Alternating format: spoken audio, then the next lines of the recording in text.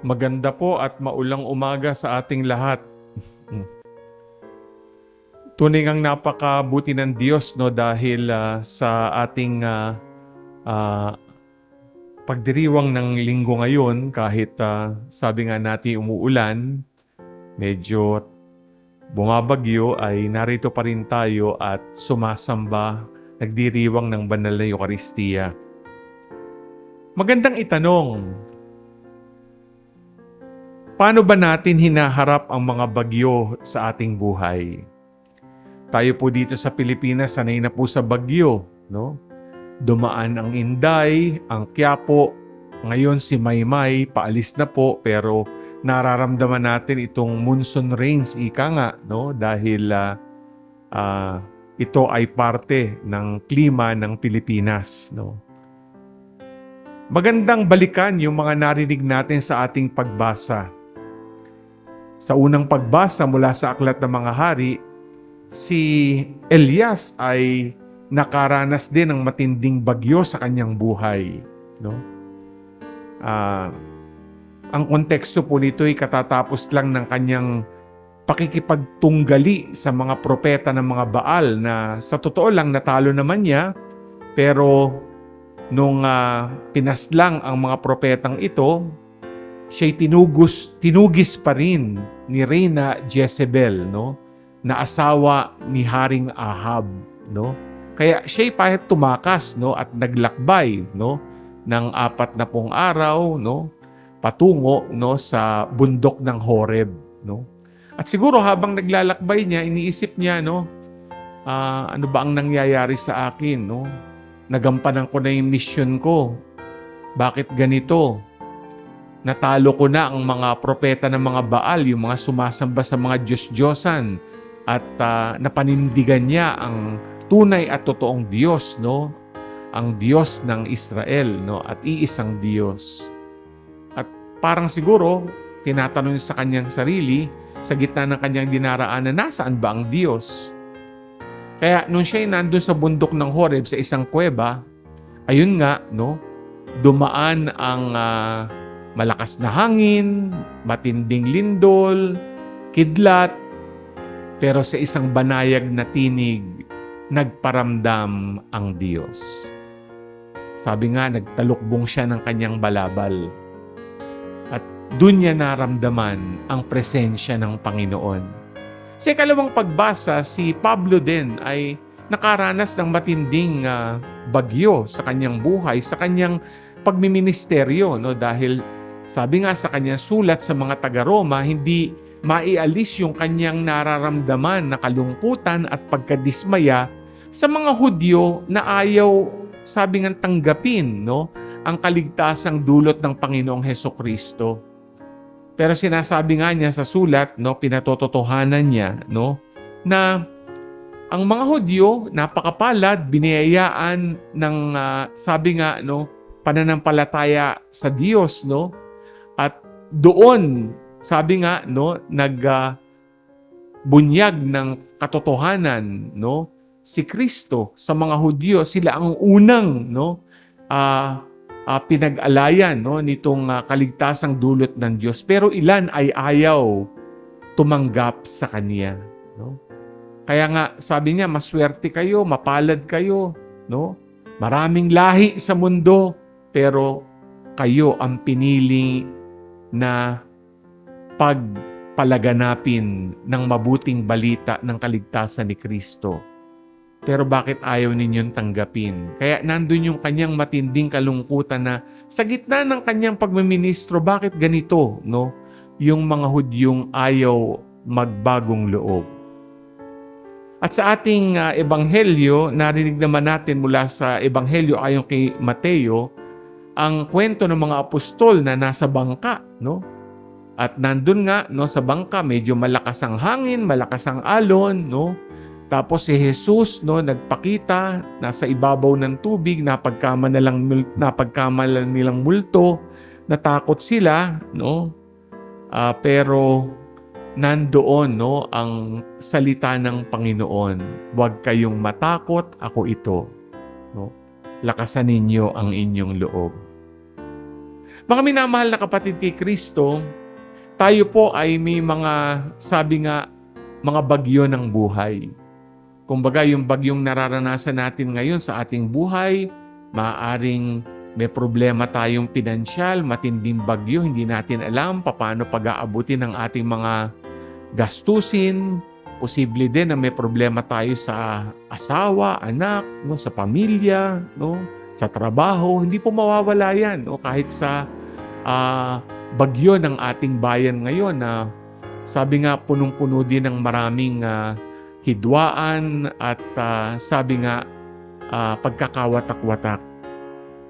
Tinatanong natin sa ating sarili, paano natin haharapin at lalampasan ang mga bagyong ito sa ating buhay? Maganda yung kwento ni Pedro. At dito sa kwento ni Pedro, merong tinatawag na 3 pagkilos, no, na naganap na siguro pangaral sa atin sa pagharap sa mga bagyo ng buhay, no? Ano po 'yon? Yung una, mapapansin niyo nung si Pedro kasama ng mga apostol, anong nangyari? Nakita din niya si Jesus, no? At nung narinig nga ang tinig na huwag kayong matakot, ako ito, anong unang ginawa ni Pedro? Siya'y kumbagay parang umalis sa bangka at tumalon sa tubig. Di ba? Mahalaga po itong unang pagkilos na ito, no? Dahil pag tayo dumadaan sa matinding mga pagsubok, mga bagyo, ang nangyayari, gusto natin manatili sa bangka ng ating buhay, sa medyo konbinyente o komportable. Sabi nga sa Ingles, no, we do not take the risk. Pero yun ang ginawa ni Pedro, no?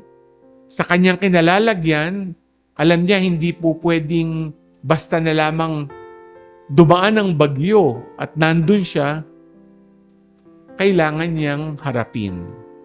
Kaya umalis siya sa kanyang bangka at tumalon sa tubig.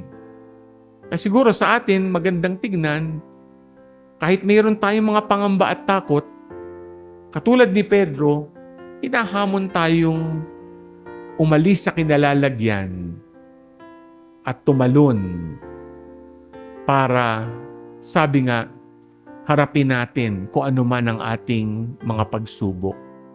Yung ikalawang pagkilos ay, siyempre, sabi nga, no, nandun yung kanyang pananalig o pananampalataya na si Jesus ay nandun sa ibabaw ng tubig. Nung nandun niya sa tubig, no, siya ay, sabi nga, dahil sa pananalig niya kay Jesus, nakapaglakad sa tubig. Kaya yung ikalawang pagkilos. Hindi lang siya tumalon sa tubig, naglakad siya. Diba? Alam nyo, pag naglalakad tayo sa gitna ng matitinding mga hangin, mga alon, ng ating mga dinaraanang sitwasyon, pwedeng hindi tayo maglakad ng diretsyo. Pwedeng lumilihis, pwedeng paurong, di ba? Nagsisiguro tayo na, sabi nga, no, kung po pwedeng makaiwas, iiwas. Pero tingnan niyo si Pedro naglakad kasi lumakad siya patungo kay Jesus. At ito yung mahalagang tignan. No? Kapag ba tayo ay merong problema, tayo ba'y katulad din ni Elias na para bagang tumatakas? O handa tayong lumakad kahit matindi yung alon at pumunta sa Panginoon para yakapin siya na magliligtas sa atin. Kaya siguro magandang tignan ito. May pag-iwas ba tayo? May pag-detour ba tayo? May pag-atras ba tayo? O haharapin natin? Parang simple lang. Kunyari, meron kang problema sa isang pakikipag-ugnayan, may nakatampuhan ka sa pamilya, sa katrabaho, sa parokya. Hindi po pwedeng walang kibo, tahimik, iiwas ka na lang. Kailangang maglakad ka sa tubig. Harapin mo yung tao. Mag-usap kayo para maayos ang inyong pakikipag-ugnayan. Pero meron pa pong ikatlong pagkilos. Ano nangyari? Di ba? Sa kwento sa Ebanghelyo, nung naramdaman na ni Pedro na medyo matindi yung alon, napatingin siya sa alon. Nagsimula siyang lumubog, hindi ba? Nagsimula siyang lumubog. At halos malunod na siya.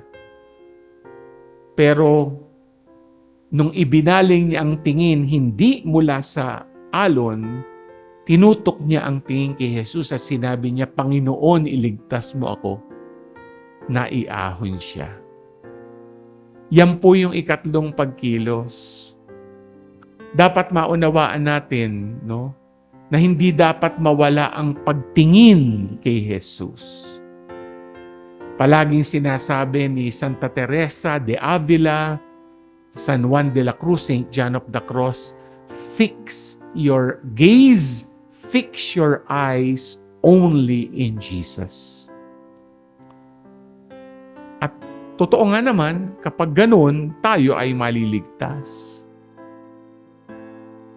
Nakakatuwang isipin na gumising kayo kaninang madaling araw, alam nyo magsisimba kayo ngayong alas 5. Yung iba maaaring hindi nakapunta dito dahil maaaring mataas ang tubig sa kanilang lugar. Pero kayo ay naririto at maliwanag na naglakad kayo sa tubig. Hindi nyo inisip na mababasa ako, napaka-inconveniente, maaaring lulusong ako hanggang talampakan. Naglakad kayo papunta rito sa simbahan sa ating katedral. Dahil nais ninyong itutok ang inyong mga mata kay Jesus sa Santissimo Sacramento na siyang ating kaligtasan. Sa ating simula ng Ebanghelyo, anong nangyari? Nagdasal si Jesus bago pa naganap ang kwento sa dagat. At si Pedro, sa kanyang pagsambit, Panginoon, iligtas mo ako. Yun ay parang dasal din ni Pedro. Mga minamahal na kapatid kay Kristo, napakanda ng pangaral ng Diyos. Sa pagharap natin sa maraming bagyo ng ating buhay, kailangan tayong tumalon mula sa ating bangka at tumapak sa tubig. Ikalawa, kailangan maglakad sa tubig kahit maalon at malakas ang hangin para harapin ang ating mga problema. At sa pagharap sa problema, para hindi tayo malunod sa gitna ng matinding takot, ibaling ang tingin kay Jesus at sambitin, Panginoon, Ikaw ang aking kaligtasan. Panginoon, Ikaw ang bahala sa akin. Panginoon, alam ko kailanman hindi mo ako pababayaan. Amen.